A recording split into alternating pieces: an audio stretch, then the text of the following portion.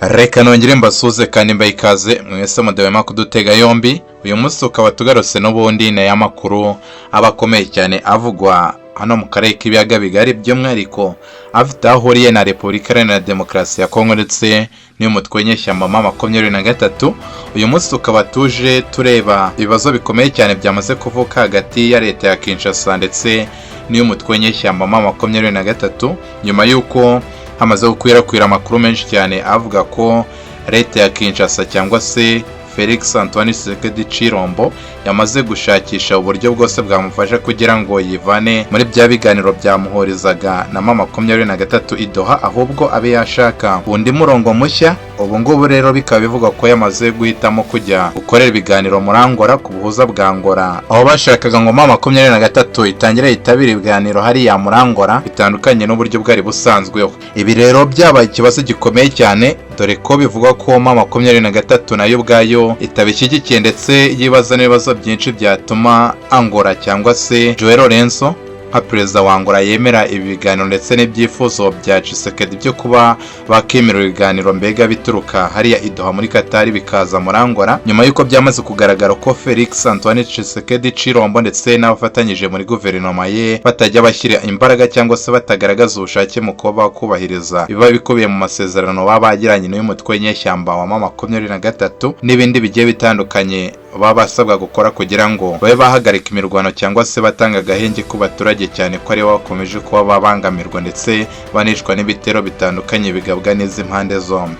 Ku kibazo rero cy'ubuhuza bwa Angola busa n'ahari bushyashya muri iki kibazo cyangwa se bwongeye kugaruka, dore ko n'ubundi bwari bwarigezwe gukoreshwa ariko ntibugire icyo bugeraho. Iri huriro rya AFC M23 ryanditse ibaruwa ndende cyane, aho ryayandikiraga ubuyobozi bukuru bwa Angola, cyane cyane kuri Minisitiri w'Ububanyi n'Amahanga, baza ibisobanuro birambuye ndetse baza n'impamvu nyakuri yaba ituma ibiganiro bigiye kuva ari Doha kugira ngo bizajye bibera hano muri Angola nk'uko byagiye bitangazwa. Aba barwanyi cyangwa se abahagarariye ihuriro rya AFC M23 bakaba bagaragaje ibibazo byinshi cyane, bigaragara ko noneho nabo bagaragaje umurongo mushya cyangwa se umurongo mugari bahagazeho, aho bagaragarije Angola ikibazo cy'uko leta ya Kinshasa itigeze yubaha amategeko cyangwa se ibyo yaba yarashyizemo kono byose ari muri Quatar, bikaba ari nayo mpamvu ikomeye cyane yatumye imirwano hanganishije impande zombi ikomeza, ndetse banabaza ubuyobozi bwa Angola impamvu nyamukuru yaba ituma ibiganiro bigiye kubera muri Angola, babasobanuza icyo Felix Antoine Tshisekedi Chilombo yaba yaraburiye mu biganiro byaberaga i Doha, ndetse bikaba ari nayo mpamvu yashatse gutangiza ibyo biganiro byo kubera muri Angola.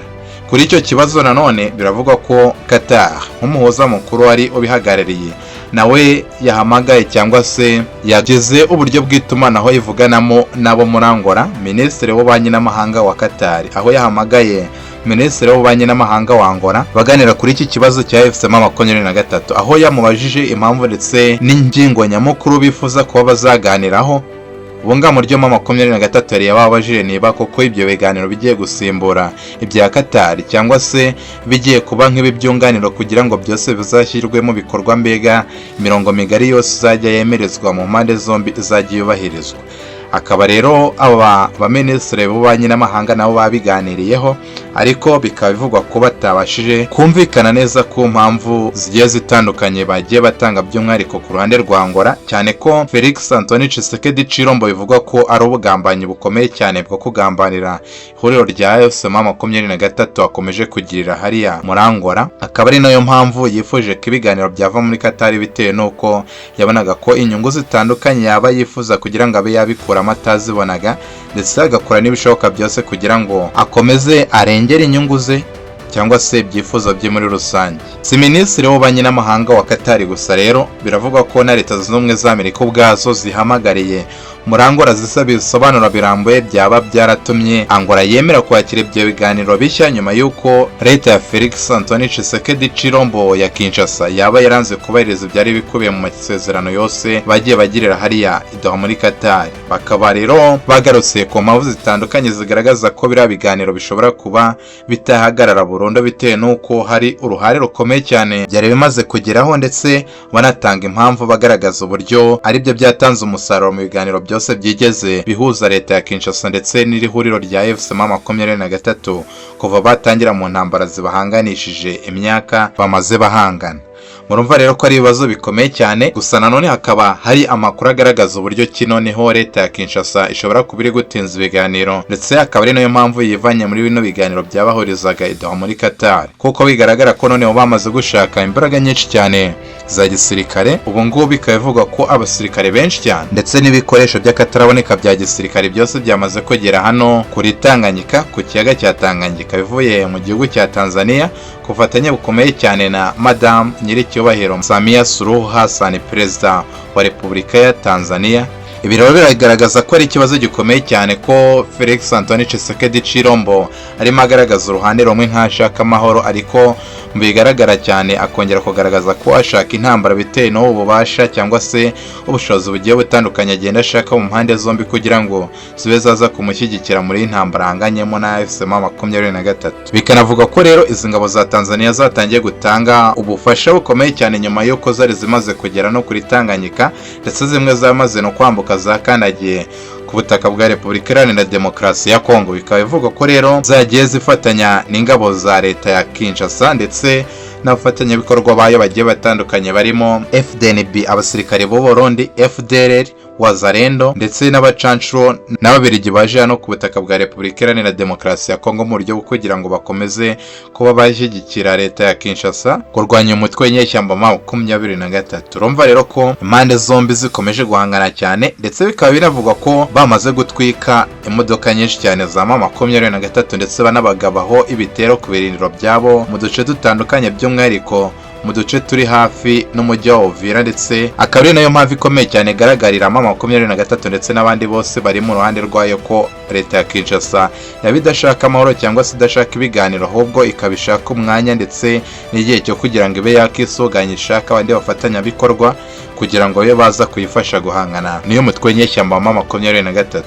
Ibiro bikaba bigaragara ko ari ubugambanyi, ndetse uyu perezida Joao Lourenço wa Angola akaba yari yarigaragaje nk'umuntu cyangwa se umuperezida ushaka amahoro hano mu burasirazuba bwa Repubulika Iharanira Demokarasi ya Kongo, nyuma y'uko yari yanze kohereza ingabo za Angola kuza gufasha ingabo za Kinshasa hano mu ntambara bahanganyemo na M23. Bikagaragara ko rero yari umuntu urimo ashyira mu gaciro ndetse ashaka ibiganiro kurusha uko yashyigikira intambara. Kuri uyu munsi rero bikaba bisa naho bitandukanye cyane n'ibyo yari yagaragaje cyangwa se n'uburyo yari yagaragaye mu maso y'abandi, nyuma y'uko ubu ngubu noneho we yamaze gufata iya mbere agafatanya na Felix Antoine Tshisekedi Chilombo icyitwa cyangwa se gifatwa nk'ubugambanye kuri M23 kugira ngo babe batangira gushaka imbaraga zigiye zitandukanye mu bihugu byinshi kugira ngo batangire noneho kwisuganya bazongere bahangane nayo bamaze kwikwiza, mbega afite ubushobozi, intwaro, abasirikare ari benshi, ibiribwa ndetse n'ubundi buryo bugiye butandukanye bushobora kuba bwabafasha guhangana na M23 ndetse